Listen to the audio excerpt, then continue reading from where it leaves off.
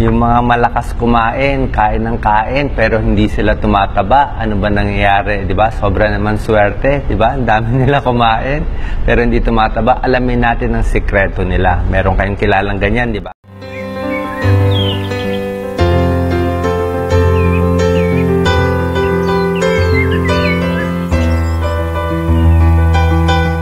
Kadalasan, sasabihin ng mga doktor ay mabilis ang metabolism, kaya kahit marami silang kinakain, payat pa rin sila.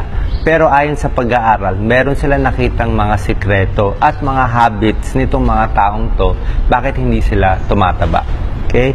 Number 1, kompleto sila ng tulog sa gabi. Nakakatulog sila ng 7 to 8 hours. So, sasabihin nyo, Doc, anong connection ng tulog sa tumataba? Pag kulang kasi sa tulog, na-stress yung katawan, tumataas yung cortisol, at pag kulang sa tulog, kain ka ng kain. Kasi nga, puyat binabawi mo sa pagkain. Pero kung mahaba ang tulog mo, mas hindi ka kakain. So, maganda tulog nila, number 1. Number 2, hindi sila umiinom ng alak. Itong mga taong maraming kinakain pero hindi tumataba. Kasi yung alak, ang taas ng calories po ng alak. Di ba alam natin, meron tayong tinatawag na beer belly. Ibig sabihin ng beer belly, belly, tiyan.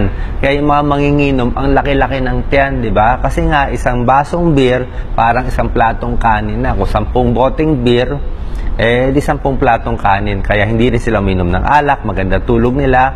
At number 3, itong mga tao, nakita nila sa pag-aaral, hindi sila kumakain sa labas. Kain nila sa bahay lang, lutong bahay lang. Kasi nga, pagkakain ka sa labas, alam nyo naman, sobrang alat, mamantika, mataba, mataas sa calories, at matamis pa yung mga pagkain sa labas. Bira sila kumain sa labas. Number 4, dahan-dahan sila kumain pa konti-konti. Hindi tulad natin, minsan, di ba, wala pang 1 minute, ubos na yung pagkain So, dahan-dahan, mas nabubusog sila. Number 5, secret nito mga hindi tumataba, hindi sila dukot ng dukot. Ba tayo, hindi na magdukot, di ba? Every 30 minutes, punta sa kusina, punta sa refrigerator, dyan sa stock room, ano ba madudukot? Kain ng kain, kutkot ng kutkot. Yung kamay laging gumagalaw, kain ng kain. Kaya nga tumataba. Itong mga taong to, hindi sila nagdudukot, hindi sila nag-i-snack. Meron sa atin dyan, umaga pa lang, iniisip na yung tanghalian. O tanghalian, iniisip na yung kakainin sa gabi. So, wag ganon. So, dahan-dahan lang pagkain at wag dukot ng dukot. And number 6, ang magandang habit nila, galaw-galaw. Lagi silang gumagalaw, nag-exercise sila. Yung paggagalaw nila, hindi lang talaga yung mga jogging o gym. Makita niyo, pag nakaupo sila, talagang mas gumagalaw. Kahit ako gusto ko lagi gumagalaw, nag-stretch tayo. Yung paa, pasipa-sipa. Hindi lang yung nakaupo, hindi lang gumagalaw buong araw, tataba talaga. Kasi pag gumagalaw-galaw ka, maging habit mo yung gumagalaw-galaw, nakakabawas ng up to 50% ng calories. Kaya iba yung paggalaw-galaw, May tawag sila dito Non-exercise activity thermogenesis, NEAT. Ibig sabihin, hindi ka nag-exercise pero maggalaw, maglalakad, akyat ng hagdanan, kuha dito. So, mas may movement. Diba, tip ko, galaw-galaw para hindi pumanaw. Kaya sila mas pumapayat. And number 7, minsan din naman, meron sila sa sistema nila na meron tayong tinatawag na hormone na leptin. Itong hormone na leptin, ito po yung nagsasabi kung busog ka na o hindi.